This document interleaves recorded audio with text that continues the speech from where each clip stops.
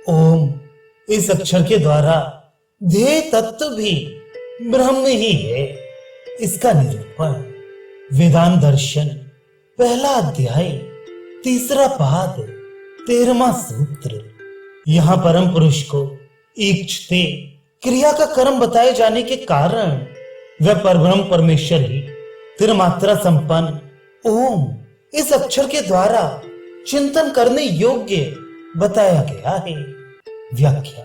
इस सूत्र में जिस मंत्र पर विचार चल रहा है वे इस प्रकार है कि जो 3 मात्राओं वाले ओम रूप इस अक्षर के द्वारा ही इस परम पुरुष का निरंतर ध्यान करता है वह तेजोमय सूर्य लोक में जाता है तथा जिस प्रकार सर्प केंचुली से अलग हो जाता है ठीक उसी तरह वह पापों से सर्वथा मुक्त हो जाता है।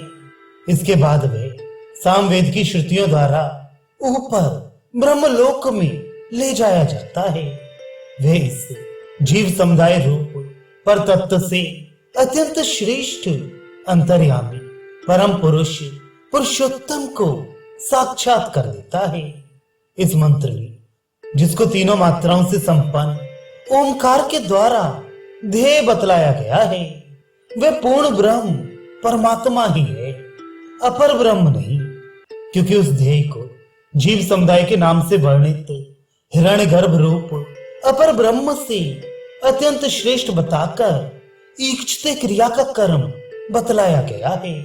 उपर्युक्त प्रकरण में मनुष्य शरीर रूप पुर में शयन करने वाले पुरुष को पर ब्रह्म परमात्मा सिद्ध किया गया है, किंतु छांदोग्य उपनिषद में ब्रह्म पुरांतर्गत सूक्ष्म आकाश का वर्णन करके उसमें स्थित वस्तु को जानने के लिए कहा है।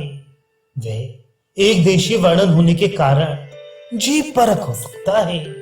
इसलिए ये जिज्ञासा होती है कि उक्त प्रकरण में देह अर्थात सूक्ष्म नाम से कहा हुआ तत्व क्या है।